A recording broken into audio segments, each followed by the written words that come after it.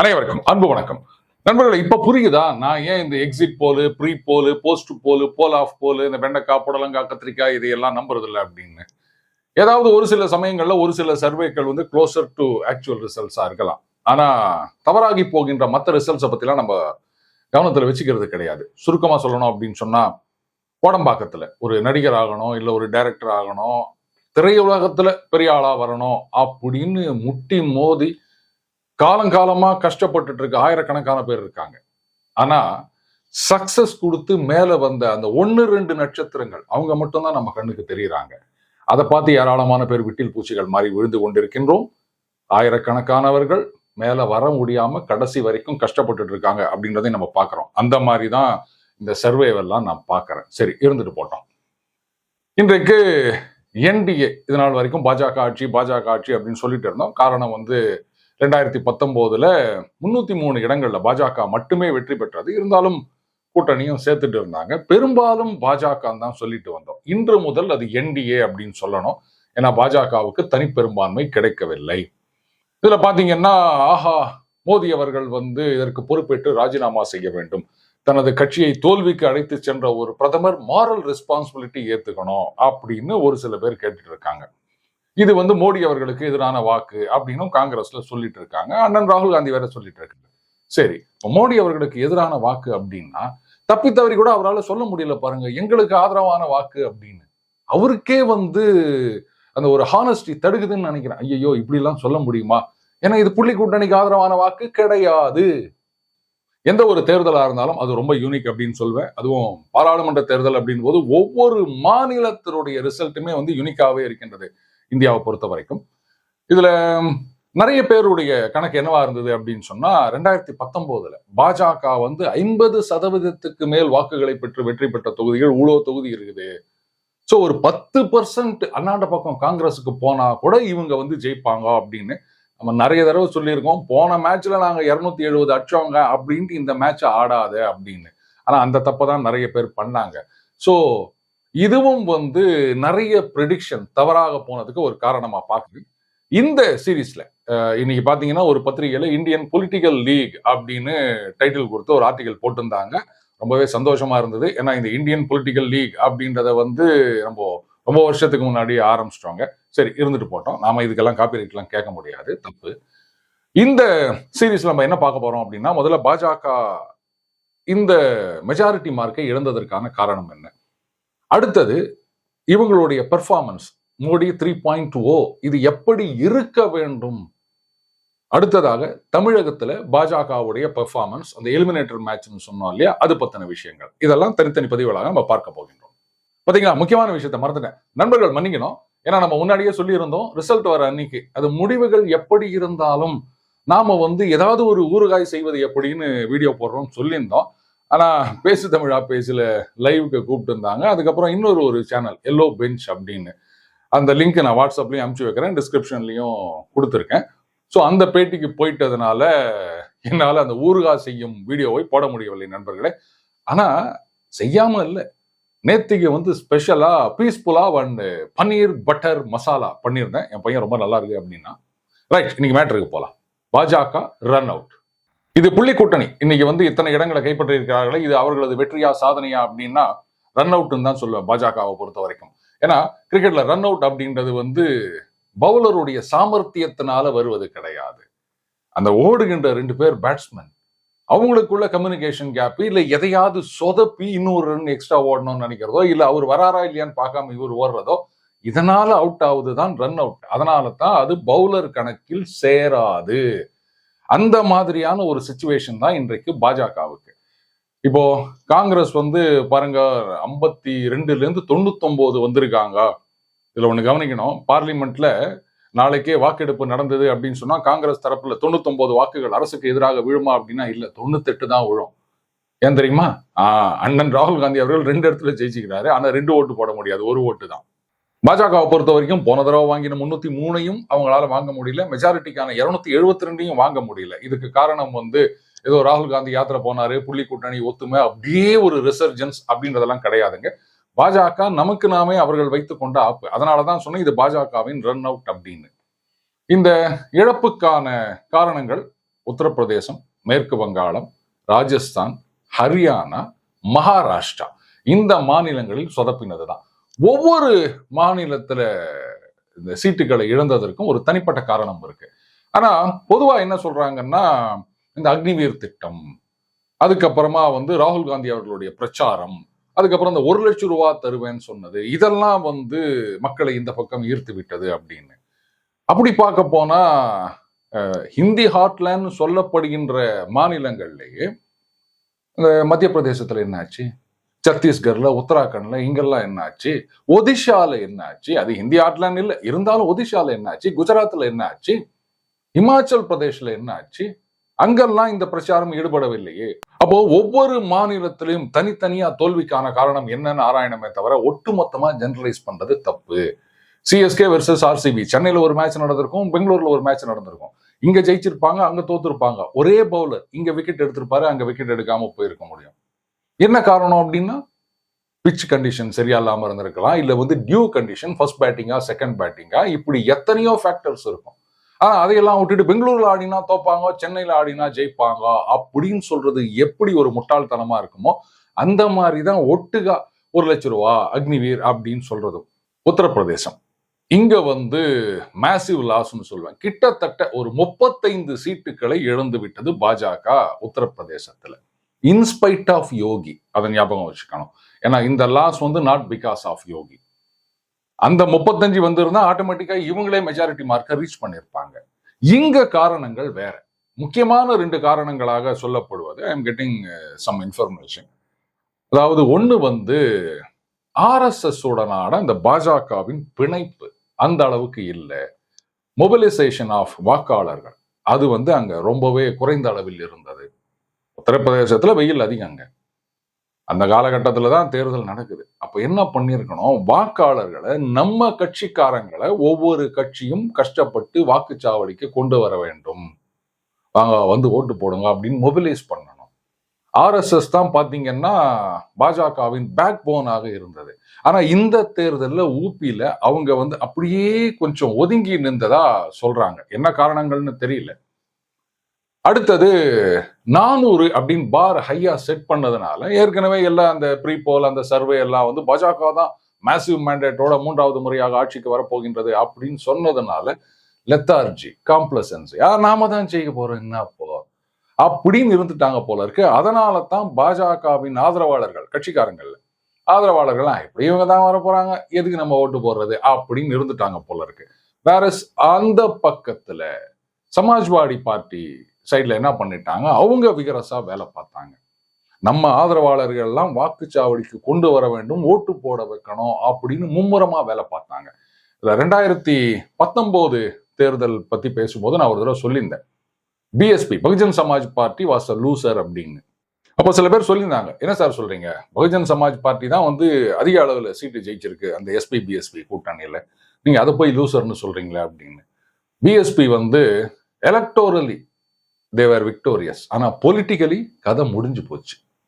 ஏன்னா அந்த தேர்தலும் போது பாத்தீங்கன்னா சமாஜ்வாடி பார்ட்டி, பகுஜன் சமாஜ் பார்ட்டி 2 பேரும் கூட்டணி அப்படின்னும் போது அவங்களுக்குள்ள ஒரு கெமிஸ்ட்ரி இருந்திருக்கும், ஒன்னா வேலை பார்த்திருப்பாங்க தொண்டர்கள் எல்லாம். ஆனா அதுக்கப்புறம் மாயாவதி அவர்கள் தீவிர அரசியலில் இல்லை. எப்பவாச்சும் ஒரு தடவை 6 மாசத்துக்கு ஒரு தடவை அவங்க ஏதோ ஒரு ஸ்டேட்மெண்ட் கொடுத்தாங்கன்னு வரும். மற்றபடி பெரிய அளவுல அரசியலில் பங்கு பெறவில்லை. கட்சி அப்படியே இருக்கும், தொண்டர்கள் அப்படியே இருக்கும், ஆதரவாளர்கள் அப்படியே இருக்கும் அப்படின்னு நினைச்சிட்டாங்க போல இருக்கு. அப்போ அந்த கட்சி தொண்டர்கள், நிர்வாகிகள் அவங்க எல்லாம் பார்த்தாங்க, ஏற்கனவே எஸ்பி பிஎஸ்பி அப்படின்றது எதிரெதிரான கட்சிகளாக இருந்தது. ஆனா 2 பேரும் கூட்டணியில சேர்ந்து ஒர்க் பண்ண பிறகு அந்த அந்த ஃப்ரிக்ஷன் எல்லாம் போயிடுச்சுன்னு வச்சுக்கோங்களேன்.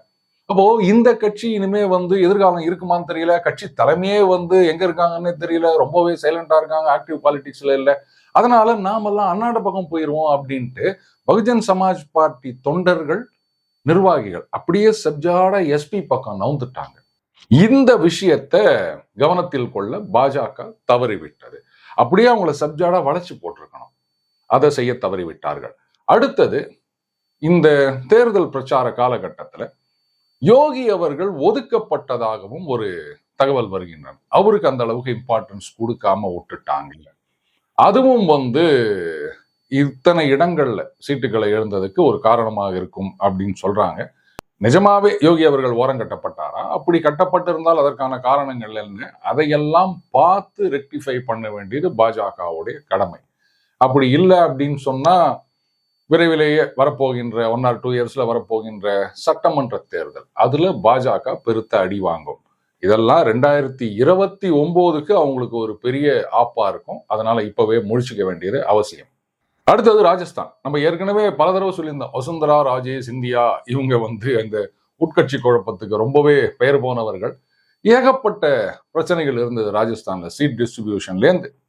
ஈவன் சட்டமன்ற தேர்தலில் ஜெயிச்சு வந்த பிறகே ஏகப்பட்ட குழப்பம் இருந்தது அப்படின்னு வச்சுக்கோங்களேன். ஸோ அது ஒரு முக்கிய காரணமாக சொல்லப்படுகின்றது. கட்சி ஒரு கொஹெசிவ் யூனிட்டா ஃபங்க்ஷன் பண்ணல அங்க. அதுதான் ராஜஸ்தான் தோல்விக்கு காரணமாக ஓரளவுக்கு சொல்லலாம். ஸோ ராஜஸ்தான்ல காங்கிரஸ் இவ்வளவு இடங்களை ஜெயிச்சிருக்கு அப்படின்னு சொன்னா இதுவும் ஏதோ காங்கிரஸுடைய சொந்த முயற்சியில கிடையாது. பாஜக செய்த தவறுகள், உட்கட்சி குழப்பங்கள். மகாராஷ்டிரால அது ரொம்பவே டிராஜிக் காமெடி அப்படின்னு தான் சொல்லணும். முதல்ல சிவசேனா உருன்னு முறைச்சின்னு போயிட்டாங்க. அதுக்கப்புறம் திடீர்னு அஜித் பவாரை கூட்டு வச்சுக்கின்னு காலங்கத்தால பதவி ஏத்தாங்க. இருந்தாலும் சப்போர்ட் இல்லைன்னு தெரிஞ்சு போச்சு. அதுக்கப்புறம் உத்தவ் தாக்கரே மகா விகாஸ் அகாதி அப்படின்னு வந்துட்டாங்க. பேசாம இவங்களையே விட்டுருக்கலாம் போல இருக்கு ஹைண்ட்சைட். இல்ல அவங்களே ஏதோ தப்பு மேல தப்பு பண்ணி இந்த தேர்தலில் அவங்களாவே தோத்து போயிருப்பாங்க. தேவையில்லாம இந்த கட்சியை உடைச்சி அந்த கட்சியை உடைச்சி, சரி உடைச்சி எல்லாம் ஒன்னா வந்தாங்களா, அப்படியே நேரம் பார்த்து பார்த்து கொஞ்சம் கொஞ்சமா ஜாயின் பண்ற மாதிரி எல்லாம் ஒரு சினாரியோ. இது மக்கள் மத்தியில ஆதரவை பெறவில்லை. நான் இவங்க அதிகாரத்துக்கு அலைகிறாங்க அப்படின்ற மாதிரி ஒரு இம்ப்ரெஷனை கிரியேட் பண்ணுச்சு. இன்னொரு முக்கியமான விஷயம், அங்க இருக்கிற மராத்தி மீடியா உத்தவ் தாக்கரே அவர் விக்டிம் மாதிரி, ஐயோ அவரை பழி வாங்கி விட்டார்கள், இங்க நம்ம ஓபிஎஸ் அவர்கள் சொல்றாரு இல்லையா, என்ன துரோகம் செய்து விட்டார்கள் அப்படின்னு, அந்த மாதிரி. ஆனா அவருக்கு இங்க பத்திரிகைகள் யாரும் சப்போர்ட் பண்றது கிடையாது. வேற மகாராஷ்டிரால உத்தவ் தாக்கரே அவர்களுக்கு மராத்தி மீடியா பெரிய அளவில் ஒரு ஆதரவாக இருந்தது. அதுவும் ஒரு சிம்பத்தி வேவ்னு சொல்லலாம். ஏன்னா தாக்கரே அவர்களது செல்வாக்கு அப்படின்றது மகாராஷ்டிரா மாநிலத்துல அசைக்க முடியாதது. அப்போ அவருடைய லெகசியாக பார்க்கப்படுகின்ற உத்தவ் தாக்கரே அவருக்கு இந்த மாதிரி ஒண்ணு நடந்திருக்கு அப்படின்னும் போது எம்எல்ஏக்கள் மட்டும்தான் இந்த பக்கம் வந்துக்கிறாங்க. ஆனா தொண்டர்கள், அதாவது கட்சிக்காரங்க, அவங்க உத்தவ் தாக்கரே பக்கத்துல தான் நின்றுருக்காங்க. எப்படி சொல்றேன்னா, ஒரு நியூட்ரல் வாக்காளரா இருக்கீங்க அப்படின்னு சொன்னா உத்தவ் தாக்கரே பிரிவுக்கு அவர்களுடைய ஒரிஜினல் சிவசேனா சின்னம் கிடைக்கவில்லை. மற்றபடி ஒரு சாதாரண வாக்காளர் அப்படின்னா அந்த அளவுக்கு அவ்வளவு சுலபத்துல அவங்களால அந்த சின்னத்தை ரீச் பண்ணியிருக்க முடியாது. ஆனா கட்சிக்காரங்க அப்படின்னு சொல்லும் போது தேடி பிடிச்சி நம்ம கட்சிக்கு என்ன சின்னம் ஒதுக்கிக்கிறாங்க அப்படின்றத பார்த்து அதை தெரிஞ்சுன்னு ஓட்டு போடுவாங்க. அதுதான் இங்க நடந்திருக்கின்றது. புது சின்னம் வந்தாலுமே அவங்க இத்தனை இடங்கள்ல ஜெயிச்சிருக்காங்கன்னா அதுக்கு காரணம் கட்சிக்காரங்க உத்தவ் தாக்கரே பின்னாடி இருந்திருக்காங்க. இப்பவும் ஒன்றும் அது ஒரு பெரிய இஷ்யூவா நான் பார்க்கல. உத்தவ் தாக்கரேவை எப்படியாவது பேசிஃபை பண்ணி அவரை பாஜக கூட்டணிக்கு கொண்டு வருவது அப்படின்றது தப்பா ஒண்ணு நான் நினைக்கல. என்ன, அவர் சிஎம் பதவி கேட்பாரு, அதுக்கு பதிலா வேற எதையாவது அவரை கொடுத்து சரி கட்டி அது ஷிண்டேவை கட்சியை விட்டு தூக்கணும் அப்படின்வாங்க. அதுவும் முடியாதுங்க. என்னதான் இருந்தாலும் அவர் இத்தனை நாள் இருந்திருக்காரு சிஎம்மா, அதனால அதையும் நம்ம ஒதுக்க முடியாது. அவருக்கும் ஏதாவது ஒரு மாற்று ஏற்பாடு, அப்படி ஒரு ராஜ்யசபா எம்பி ஆக்கி அவரை சென்ட்ரலுக்கு அமைச்சிடுறது, இந்த மாதிரி பண்ணி அவரை சேர்த்துக்கினா மட்டும்தான் விரைவிலேயே வரப்போகின்ற சட்டமன்ற தேர்தலில் பாஜக ஆட்சியை தக்க வைத்துக் கொள்ள முடியும். இல்லை அப்படின்னு சொன்னா அங்கேயும் பெரிய கஷ்டமாக இருக்க போகின்றது. ஸோ இது காங்கிரஸ் அவங்களுடைய சொந்த முயற்சியில ஜெயிச்சதெல்லாம் கிடையாது, பாஜகவுடைய தவறு. கடைசியா மேற்கு வங்காளம். இது I need to do some more research. எதனால இந்த அளவுக்கு ஒரு சரிவு அப்படின்றது ஆஸ் ஆஃப் நோ எனக்கு பிடிபடலை. பட் ஒரு காரணம் என்ன அப்படின்னா, இது நிறைய நேரங்கள்ல பாஜக மீது வைக்கப்படும் ஒரு குற்றச்சாட்டு. அதுல கொஞ்சம் சப்ஸ்டன்ஸ் இருக்கிறதா தான் நான் நினைக்கிறேன். அதாவது இங்க தொண்டர்கள் அவங்க கஷ்டப்படுகின்றார்கள், பல பேர் பலியாகின்றார்கள். ஆனா கட்சி அவங்களுக்காக என்ன செஞ்சது? இந்த இழப்புகள் இதை வச்சு அவங்க ஆட்சிக்கு வராங்களே தவிர, அங்க அடிமட்டத்துல உயிரை கொடுத்து வேலை பார்க்கிற, உயிரையே கொடுக்கிற தொண்டர்கள் அவங்க பின்னாடி கட்சி வெளிப்படையாக நிற்கின்றதா? இது ஒரு கேள்வி. அது எத்தனை இடங்கள்ல கட்சி அந்த மாதிரி பலியான தொண்டர்களுக்கு உதவி செஞ்சிருக்காங்க அப்படின்றது நமக்கு தெரியல. ஆனா இந்த குற்றச்சாட்டு நிறைய இடங்கள்ல வைக்கப்படுகின்றதை நம்ம பார்க்கலாங்க. சோ அது கூட ஒரு காரணமாக இருக்கலாம். பயத்துல சரி எதுக்கு வம்பு, இவங்களே ஜெயிச்சுட்டு போயிட்டோம், தோத்து போட்டா அதுக்கப்புறம் ஏதாவது பண்ணுவாங்க அப்படின்னு கூட இருந்திருக்கலாம். அதனாலதான் சொல்ல போனா அங்க பரவலாக ஈவன் மம்தா பானர்ஜி அவர்களே இந்த அளவுக்கு ஜெயிப்போம் அப்படின்னு நினைச்சிருக்க மாட்டாங்க 29 சீட்டு. சோ மேற்கு வங்காளத்துல தோல்விக்கான காரணம் என்ன அப்படின்றது கண்டறிந்து கரெக்டிவ் மெஷர்ஸ் உடனே எடுக்கல அப்படின்னு சொன்னா பாஜக இருந்த இடத்தை விட்டு சர்ருன்னு கீழே இறங்கி போயிடும், பரமபதம் மாதிரி. அதை யாராலும் தடுக்க முடியாது. ஹரியானா அப்படின்னு பாத்தீங்கன்னா அங்க 5 சீட்ல தான் ஜெயிச்சிருக்காங்க அவுட் ஆஃப் 10. சிக்கல் என்ன அப்படின்னு கேட்டீங்கன்னா அந்த முதலமைச்சரை மாற்றியது. அதாவது காங்கிரஸ் எப்படி அந்த ஹைகமாண்ட் கல்ச்சர் அப்படின்னு வச்சிருக்காங்களோ, சிஎம் நினைச்ச நேரத்துல மாத்துறது, இங்க எம்எல்ஏக்கள் யாருக்கு ஆதரவுன்றதெல்லாம் கிடையாது. கட்சி மேலிடம் யாரை நினைக்கிறாங்களோ அவங்களதான் கொண்டு வைப்பாங்க அப்படின்னு. இதுக்கு காரணங்கள் நிறைய இருக்கலாம். அங்க ஹரியானால சிஎம் மாத்தினதுக்கு அவங்க வேலிட் ரீசன் எவ்வளவு ஒன்னா சொல்லலாம். ஆனா லோக்கல்ல இருக்க மக்கள் மனசுல ஏன்னா நம்ம சிஎம் யாரோ ஒருத்தங்க அப்பாயிண்ட் பண்ணுவாங்களா அப்படின்றது அடி மனசுல ஆழமா பதிஞ்சிடும். வெளிப்படையா அவங்களுக்கு இதை எக்ஸ்பிரஸ் பண்ண தெரியாது, இதனால தான் நாங்க உங்க பக்கம் வரல அப்படின்னு. ஆனா வேற ஏதாவது ஒரு காரணம் வரும்போது சைக்கலாஜிக்கல் ரியாக்ஷன் அது. அப்போ அப்படியே அந்த கட்சிக்கு எதிராக திரும்பி விடுவார்கள். எல்லாத்துக்கும் மேல ஒவ்வொரு மாநிலத்திலையும் செல்வாக்கு மிக்க ஒரு லோக்கல் லீடர், அந்த மாநிலத்துக்குன்னு ஒரு தலைவர், 2ஆம் கட்ட தலைவர், 3ஆம் கட்ட தலைவர் அப்படின்றத உருவாக்க வேண்டியது பாஜகவுக்கு காலத்தின் கட்டாயம். அதை அவங்க சரிவர செய்யறதா தெரியல. இப்போ அந்த இந்தியால எலெக்ஷன் அப்படின்றது some of the state elections அப்படின்னு சொல்லுவாங்க. அது நிஜம் அப்படின்றத இந்த எலெக்ஷன் ப்ரூவ் பண்ணிருக்கு. நாடு முழுவதும் இது பாஜகவுக்கு எதிரான எதிர்ப்பான சான்ஸே கிடையாது. அவர்களுடைய வாக்குகள் அதிகரித்திருக்கின்றன. ஒடிஷால ஆட்சியை பிடித்திருக்கின்றார்கள். இங்க ஆந்திரால பாத்தீங்கன்னா ஒய்எஸ்ஆர் எவ்வளவு செல்வாக்கோட எவ்வளவு மெஜாரிட்டியோட ஜெகன் அவர்கள் ஆட்சிக்கு வந்தார். ஆனா டோட்டலா வாஷ் அவுட் ஆயிடுச்சுங்க இன்னைக்கு. அது என்டிஏ பேனர்ல அப்படின்னு வச்சுக்கோங்களேன். அதே மாதிரி கேரளால அவங்க வாக்கு சதவீதம் அதிகமாயிருக்கின்றது. தடவையா ஒரு எம்பி வாங்கியிருக்காங்க. சொல்ல போனா தமிழ்நாட்டை விட குறைந்த அளவு வாக்கு பர்சன்டேஜ் அங்க. ஆனாலும் ஒரு எம்பி கிடைச்சிருக்கு. இன்னொரு எம்பி 16,000 வாக்குல அதை தவற விட்டார்கள்னு வச்சுக்கோங்களேன். சோ பாஜகவுடைய பெர்ஃபார்மன்ஸ் நல்லா தான் இருக்குது. ஒரு சில ஓவர்ல அவங்க ரன் எடுக்க தவறிட்டதுனால ஆட்டத்தை எழுந்தோம்னு சொல்லுவாங்க பாருங்க, அதுதான் இன்றைக்கு நடந்திருக்கின்றது. சோ இதுக்கு ராகுல் காந்தி அவர்களோ இல்ல புள்ளி கூட்டணியோ கிரெடிட் எடுத்துக்கிற பாத்தீங்களா எங்களுக்கான ஆதரவு அவங்களே சொல்லல. பட் நாளைக்கு யாரும் இது மாதிரி சொல்ல முடியாது. இவர்களே தவறு செய்து மாட்டிக்கொண்டார்கள் பாஜக. இந்த தவறுகளை எல்லாம் திருத்தி கொள்ள வேண்டும். சரிங்க, எப்படியோ இந்த தடவை ஒரு கூட்டணி ஆட்சி அப்படின்னு வரப்போகின்றது. இந்த பக்கம் சந்திரபாபு நாயுடு அவர்கள், அந்த பக்கம் நிதிஷ்குமார் அவர்கள், அவங்க 2 பேரும் உறுதுணையாக இருக்கின்றார்கள். ஆனா தனி மெஜாரிட்டியோட இருக்கிறதுக்கும் கூட்டணி அரசாங்கத்துக்கும் வித்தியாசம் இருக்கும் இல்லையா? அது மட்டும் இல்ல, இவங்களுடைய அந்த மெஜாரிட்டி மார்க் அப்படின்றது பெரிய அளவுல குறைந்து விட்டது. அதனால என்ன மாதிரியான ரிஃபார்ம்ஸ் எல்லாம் கொண்டு வர முடியும், என்ன மாதிரியான சட்டங்கள் எல்லாம் கொண்டு வர முடியும், கைகள்லாம் கட்டப்பட்ட மாதிரி இருக்காதா, அப்போ என்ன பெர்ஃபார்மன்ஸ் இருக்க முடியும், எப்படி பெர்ஃபார்ம் பண்ண முடியும், இப்படின்ற விஷயங்களை எல்லாம் வருகின்ற பதிவுகளில் பார்க்கலாம்.